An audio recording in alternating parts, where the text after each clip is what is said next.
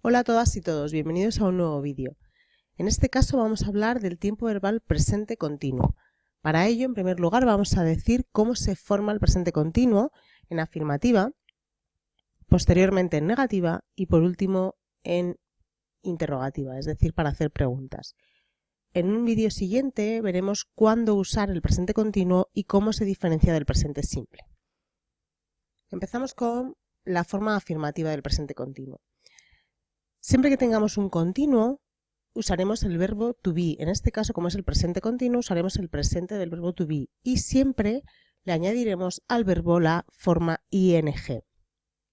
Para recordar cómo era el presente del verbo to be, simplemente tenemos que saber que había tres formas para el presente del verbo to be: la forma am para la primera persona del singular, la forma are para la segunda persona del singular y para los plurales, y la forma is para la tercera persona del singular. La negativa era simplemente añadiendo la partícula not y la interrogativa era cambiando el orden del verbo y el sujeto. Una vez que sabemos cómo se hace el presente simple del verbo to be y que le tenemos que añadir ing, vamos a ver 4 ejemplos para que lo entendamos más claramente. Primer ejemplo, Wendy is talking to Jill on the phone now. Vemos cómo se utiliza el verbo to be en presente y se añade ing al verbo.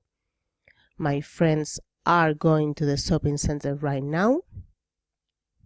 Tom and Harry are playing basketball today.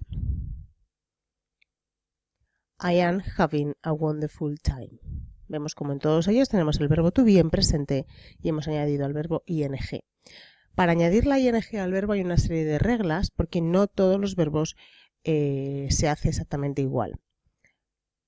Por ejemplo, los verbos que acaban en una que no se pronuncia, como es el caso de live, van a eliminar la para añadir la ing. Living. Los verbos de una sílaba que acaban en consonante, vocal consonante, como pueden ser run o sit, van a doblar la última de las consonantes. Por ejemplo, running, sitting. Vemos como la n y la t se han doblado. En el caso de los verbos que tienen dos sílabas y que tienen la fuerza de voz, el acento en la última sílaba, como podrían ser prefer o begin, lo que hacemos es que doblamos también la última consonante cuando añadimos la partícula ing. Preferring, vemos cómo se duplica la r. Beginning, vemos cómo se duplica la n. La siguiente regla para añadir la ing es para aquellos verbos que acaban en l. Estos verbos, como travel, van a doblar la L, traveling. Y por último, para los verbos que acaban en IE, van a hacer lo siguiente. Van a cambiar este grupo de vocales, IE, por una Y. En este caso, los verbos lie y die, vemos cómo van a cambiar la IE por Y y van a añadir ING, lying, dying. Una vez que hemos visto la afirmativa y cómo se añade la ing a los verbos, vemos cómo se hace la negativa. La negativa para el verbo to be simplemente se le añadía la partícula not, pues en este caso va a ser exactamente igual. Verbo to be, partícula not y luego el verbo con la ing. En este caso, Wendy is talking se convertiría en Wendy is not talking. My friends are not going.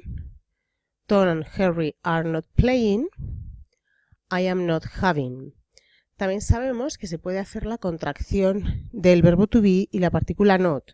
Entonces sería Wendy isn't talking, my friends aren't going, Tom and Harry aren't playing. Y en el caso de la primera persona del singular no se puede hacer la contracción de am y not, por lo tanto se quedaría tal cual. En el caso de la interrogativa tenemos que saber que para hacer la interrogativa hacemos lo mismo que para hacer la interrogativa del verbo to be. Primero se pone el verbo to be y luego se pone el sujeto. Entonces, en este caso los ejemplos se quedarían de la siguiente forma. Is Wendy talking to Jill on the phone now? Are my friends going to the shopping center right now? Are Tom and Harry playing basketball today? Am I having a wonderful time? Vemos como el orden ha cambiado y en primer lugar tenemos el verbo to be y en segundo lugar tenemos el sujeto. También vamos a ver cómo hacer respuestas cortas. Tenemos que recordar que las respuestas cortas eran aquellas que se daban a las yes-no questions. Es decir, son preguntas que se responden con un sí o con un no. Tenemos el primer ejemplo, are my friends listening to the radio? Y un segundo ejemplo, is my mother reading a book at this moment? Vemos como en el primer ejemplo el sujeto es tercera persona del plural, mientras que en el segundo ejemplo es tercera persona del singular. Por lo tanto, tenemos que recordar que para hacer las respuestas cortas necesitamos poner yes, luego el pronombre y luego el verbo to be. En este caso, como es afirmativa, el verbo to be en afirmativa. Si ponemos no, el verbo to be iría en negativa. Ponemos they porque my friends se puede sustituir por el pronombre they, y lo que tenemos que usar en las respuestas cortas es el pronombre. En el caso del segundo ejemplo, my mother se tendría que sustituir por el pronombre she, y por lo tanto la respuesta corta para afirmativa sería yes, she is, y la respuesta corta para negativa sería no, she isn't. Esto es todo por ahora. Hemos visto cómo formar el presente continuo en afirmativa, cómo formarlo en negativa y cómo formarlo en interrogativa, y también cómo responder con respuestas cortas. En el siguiente vídeo veremos cuándo usar este tiempo verbal. Muchas gracias por todo y hasta el próximo.